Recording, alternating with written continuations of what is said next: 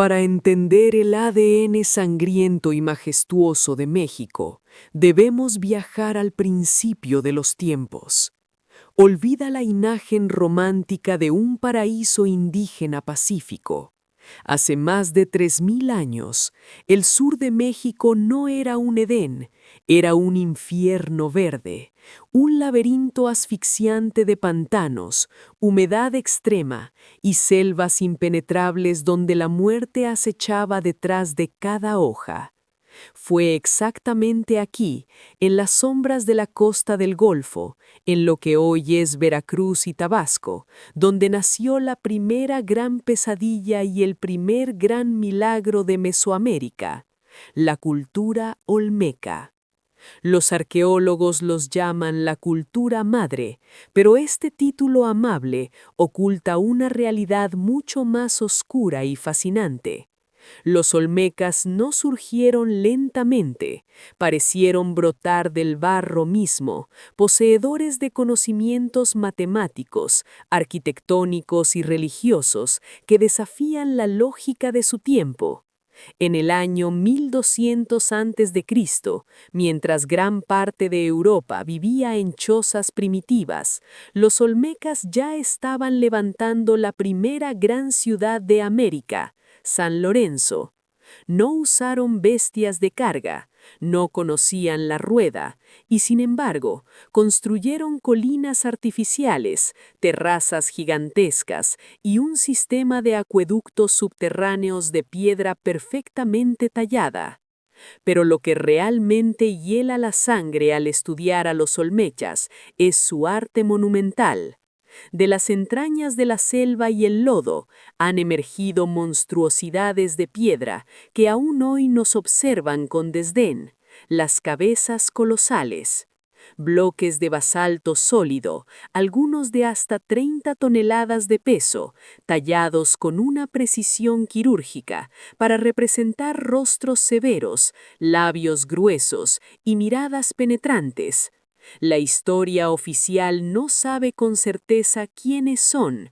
Son retratos de reyes tiranos, son guerreros decapitados cuyos rostros fueron inmortalizados en piedra para infundir terror.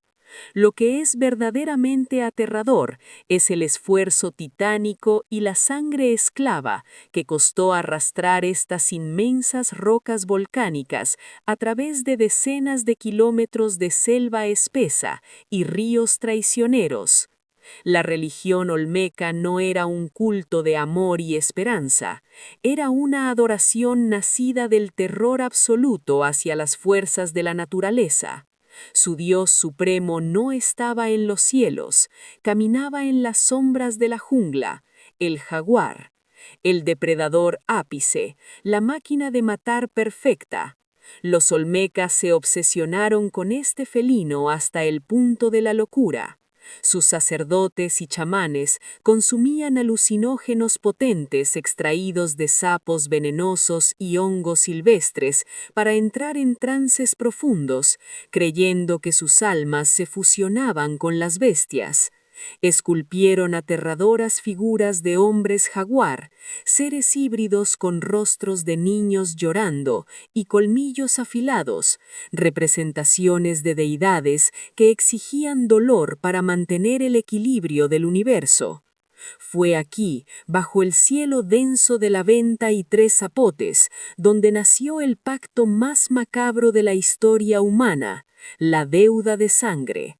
Los olmecas fueron los primeros en creer que los dioses habían derramado su propia sangre para crear el mundo y que la humanidad debía pagar esa deuda con su propia. Las primeras espinas de mantarraya y cuchillos de obsidiana, utilizados para perforar la carne y ofrecer gotas de vida eterna a la tierra, nacieron con ellos. El sacrificio humano, que siglos más tarde consumiría a los aztecas en un frenesí apocalíptico, plantó su semilla negra en estos pantanos. Y luego, tan misteriosamente como emergieron del barro, desaparecieron. Alrededor del año 400 a.C., sus majestuosas ciudades fueron abandonadas a la furia de la selva. Pero esto no fue simplemente una migración pacífica. Las evidencias arqueológicas muestran un colapso violento. Alguien, tal vez un pueblo invasor, o sus propios ciudadanos en medio de una rebelión sedienta de sangre, deliberadamente mutiló deliberadamente sus estatuas sagradas, decapitó sus monumentos y enterró sus altares bajo toneladas de tierra y furia. Los olmecas se desvanecieron en la bruma del tiempo, tragados por el mismo pantano que los vio nacer. Dejaron atrás un silencio sepulcral, pero su legado fue como un virus que infectó el subsuelo de América. El culto al jaguar, el misterio del calendario, las pirámides y la sed insaciable de sangre ya estaban engrados en la piedra. El escenario estaba listo para que el nuevo gran imperio se levantara sobre sus ruinas.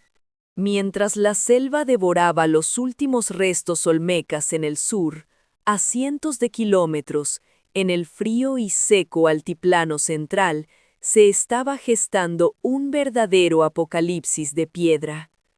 Olvida las pequeñas aldeas dispersas. Estamos hablando de una metrópolis colosal que en su época de máximo esplendor eclipsaba en tamaño y poder a la mismísima Roma antigua. Teotihuacán. Su nombre resuena con un eco místico, pero la realidad de esta inmensa urbe era una maquinaria de precisión militar, sangre y tiranía absoluta. Quienes caminaban por su kilométrica calzada de los muertos no lo hacían con el corazón en paz, lo hacían bajo la aplastante y aterrorizante sombra de dos montañas artificiales que dominaban el horizonte, la inmensa pirámide del Sol y la imponente pirámide de la Luna. La historia escolar nos ha vendido la imagen reconfortante de una ciudad de filósofos y sacerdotes pacíficos observando las estrellas en silencio. Pero cuando los arqueólogos modernos comenzaron a excavar en las profundidades de la majestuosa pirámide de la serpiente emplumada, el frágil mito se hizo pedazos y reveló una fosa común de proporciones dantescas. Debajo de las hermosas esculturas de piedra finamente tallada, descubrieron el verdadero cimiento de la ciudad, la masacre sistemática. Encontraron los esqueletos de más de 200 hombres y mujeres sacrificados en un ritual de violencia fría e incomprensible. Eran guerreros de élite enterrados con las manos atadas a la espalda, arrodillados y adornados con un botín macabro, collares hechos con cientos de mandíbulas humanas reales y dientes de lobos. El poder de Teotihuacán nacía de un monopolio letal. Ellos controlaban las minas del material más codiciado y filoso de la antigüedad, la obsidiana. Con este vidrio volcánico, capaz de cortar carne y hueso con más eficacia que el acero europeo moderno, forjaron un imperio del terror. Teotihuacán no era un lugar de meditación, era un estado totalitario, un imperio sin rostro. A diferencia de otras culturas donde los reyes alardeaban de su poder con estatuas y tumbas llenas de oro, en Teotihuacán no hay rostros de monarcas, no hay nombres esculpidos en las paredes, no hay un culto a la personalidad. El Estado lo era absolutamente todo y el individuo no valía nada. Era una colmena militarizada y asfixiante que enviaba a sus ejércitos implacables, vestidos con armaduras adornadas con espejos de pirita que cegaban a sus enemigos, a conquistar, asesinar y extorsionar a ciudades enteras hasta las profundidades de la selva maya. Si vivías en Mesoamérica en el año 400, el simple sonido de las trompetas de caracol teotihuacanas anunciaba que la muerte había tocado a tu puerta. Adoraban a una deidad de las tormentas, a menudo representada con aterradoras anteojeras y colmillos, una fuerza destructiva que exigía un pago constante de sangre para hacer caer la lluvia sobre sus cosechas. Sin embargo, incluso los imperios más temibles, arrogantes y sangrientos tienen una fecha de caducidad ineludible, y el final de Teotihuacán no fue un declive lento, poético y melancólico, fue un apocalipsis de fuego y furia absoluta. Alrededor del siglo VI y VII, la maquinaria perfecta colapsó de la forma más brutal posible. Las excavaciones revelan una verdad innegable. La ciudad fue devorada por un infierno de llamas, pero el fuego no fue un accidente trágico, ni un castigo divino que cayó del cielo. Fue provocado de manera quirúrgica, coordinada y vengativa. Los enormes palacios a lo largo de la calzada de los muertos, los lujosos residencias de los sacerdotes y la élite opresora fueron saqueados, destrozados y quemados hasta los cimientos, mientras que los barrios periféricos de los plebeyos quedaron sospechosamente intactos. ¿Fue una invasión masiva de tribus bárbaras del norte sedientas de venganza? ¿O fue una rebelión interna? Un levantamiento sangriento donde decenas de miles de ciudadanos, hartos de los impuestos asfixiantes y de entregar a sus hijos para ser masacrados en los oscuros altares, finalmente se levantaron y degollaron a sus propios gobernantes. Nunca lo sabremos con exactitud. Las estatuas sagradas de los dioses teotihuacanos fueron arrastradas por el suelo, profanadas y decapitadas sistemáticamente. La élite fue aniquilada o huyó en la profunda oscuridad, dejando atrás una ciudad fantasma, un gigantesco esqueleto de piedra carbonizado devorado por el viento y el silencio. Cuando siglos después los feroces aztecas, vagando como nómadas por el valle, se toparon con las inmensas ruinas silenciosas de esta ciudad monumental, quedaron tan sobrecogidos y aterrorizados por su escala inhumana que se negaron a creer que hubiera sido construida por hombres mortales. Creyeron firmemente que era un cementerio de gigantes caídos y el lugar donde había nacido el quinto sol. La bautizaron como Teotihuacán, la ciudad de los dioses. No sabían que bajo las inmensas pirámides que tanto admiraban dormían los huesos mutilados de un imperio tan sanguinario que había sido devorado por su propio pueblo. La lección estaba escrita en cenizas, pero los aztecas estaban a punto de cometer exactamente los mismos errores fatales. Mientras las cenizas de Teotihuacán se enfriaban en el altiplano central, hacia el sur, bajo el dosel asfixiante y oscuro de la selva tropical, se estaba escribiendo el capítulo más sofisticado y brutal del mundo antiguo. Durante décadas, los primeros exploradores y arqueólogos occidentales nos vendieron una mentira romántica y reconfortante. Nos dijeron que los mayas eran una civilización de sabios pacifistas, filósofos serenos que pasaban sus días contemplando el cosmos, midiendo el tiempo y construyendo observatorios en perfecta armonía con la naturaleza. Pero cuando los epigrafistas finalmente lograron descifrar los intrincados jeroglíficos tallados en sus estelas de piedra, la ilusión pacífica se hizo pedazos. Lo que leyeron no eran poemas sobre las estrellas, eran crónicas de guerra, listas de cautivos mutilados y un registro interminable de sangre. Los mayas nunca fueron un imperio unificado y pacífico, eran un nido de víboras.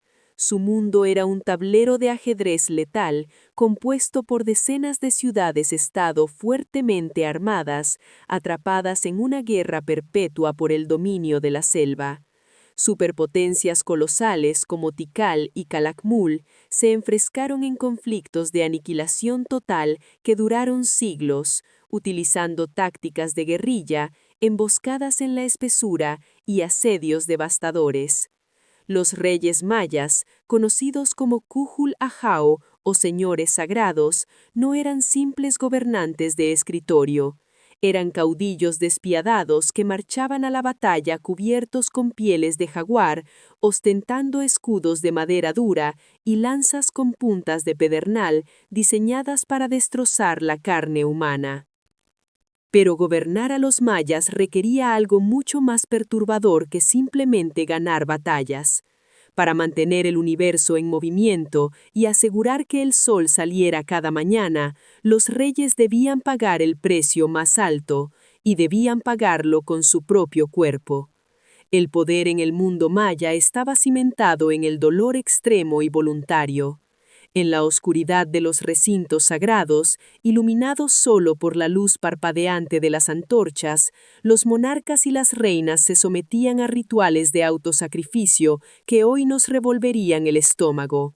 Utilizando espinas de mantarraya afiladas como bisturíes o cuchillos de obsidiana, los reyes se perforaban la lengua, los lóbulos de las orejas e incluso los genitales.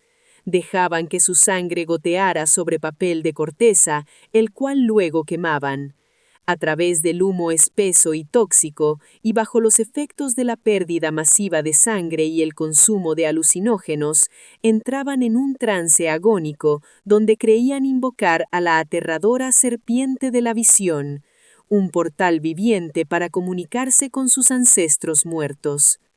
La vida y la muerte eran un espectáculo público, y su manifestación más visceral era el sagrado juego de pelota. No te equivoques, esto no era un deporte antiguo ni un pasatiempo de fin de semana. Era un ritual de vida o muerte, un juicio de los dioses y un sustituto de la guerra. En canchas de piedra flanqueadas por muros empinados, prisioneros de guerra de alto rango, a menudo reyes derrotados de ciudades rivales, eran obligados a jugar por su supervivencia. El final de estos encuentros rara vez era una simple derrota. Los relieves de piedra en lugares como Chichén Itzá son escalofriantemente claros. El juego terminaba con decapitación.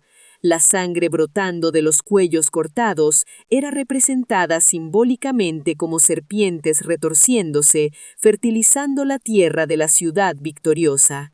Sin embargo, a pesar de su asombrosa inteligencia de haber inventado el concepto del número 0 antes que los europeos y calcular ciclos solares con una precisión que asombra a la NASA moderna, los mayas cayeron en la trampa más antigua de la humanidad, la soberbia extrema. El colapso maya no fue obra de alienígenas ancestrales, ni desaparecieron mágicamente en otra dimensión. Fueron devorados por su propio éxito y su arrogancia ecológica. Para construir sus ciudades cada vez más masivas y cubrir sus pirámides con ese estuco blanco y brillante que deslumbraba bajo el sol, talaron la selva sin piedad. Necesitaban quemar miles de toneladas de madera viva solo para producir una sola tonelada de estuco. Deforestaron su mundo hasta convertirlo en un desierto artificial. Al destruir los árboles, alteraron el clima.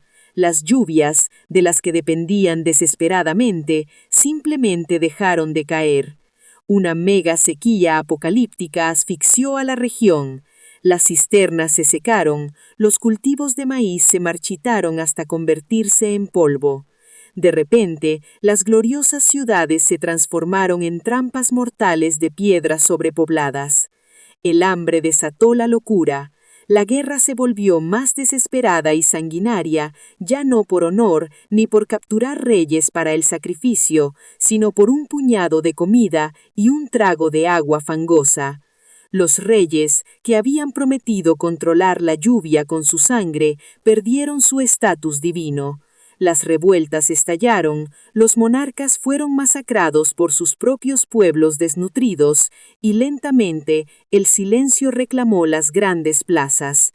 Los sobrevivientes abandonaron las ciudades de piedra y se dispersaron, dejando que las raíces de la selva volvieran a engullir las pirámides, ocultando bajo el manto verde uno de los colapsos más oscuros y autoinfligidos en la historia del planeta.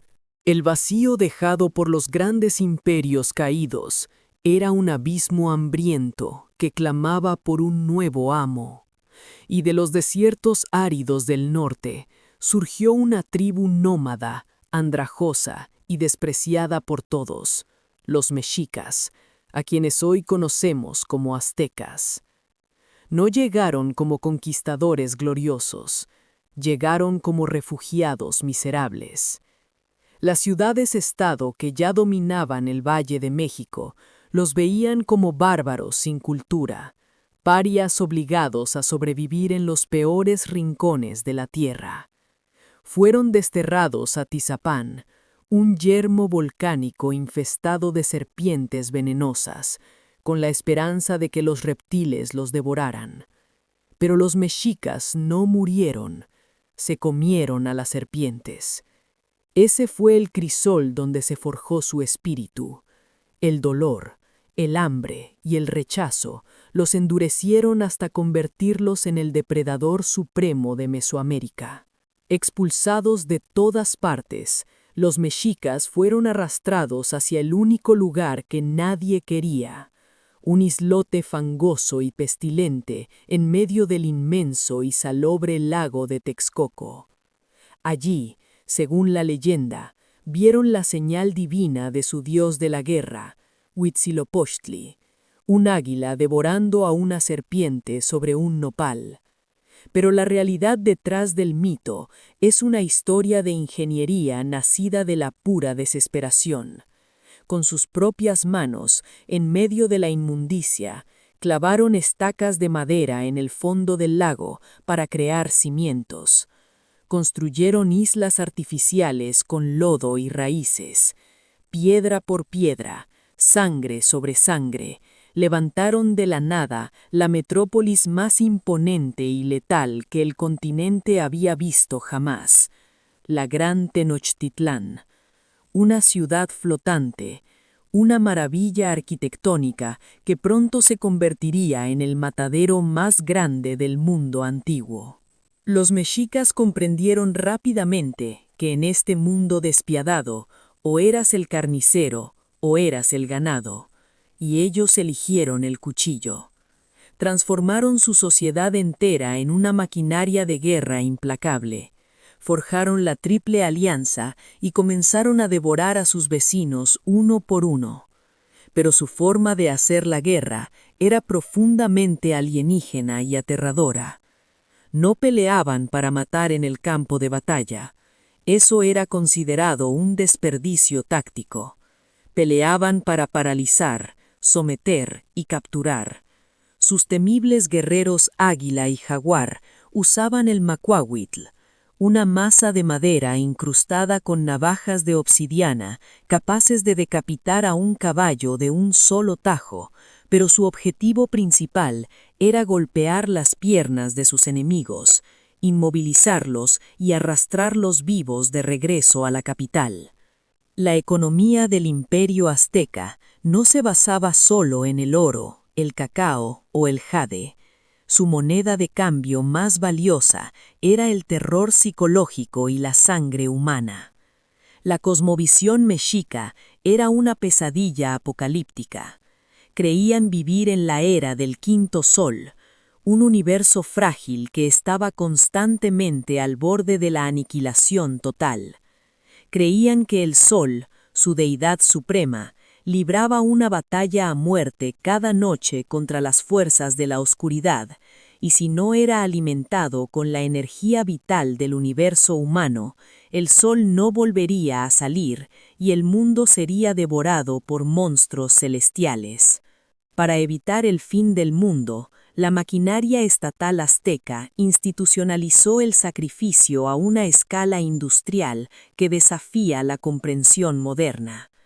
El corazón palpitante de esta religión de terror era el Templo Mayor, una pirámide colosal teñida permanentemente de rojo profundo.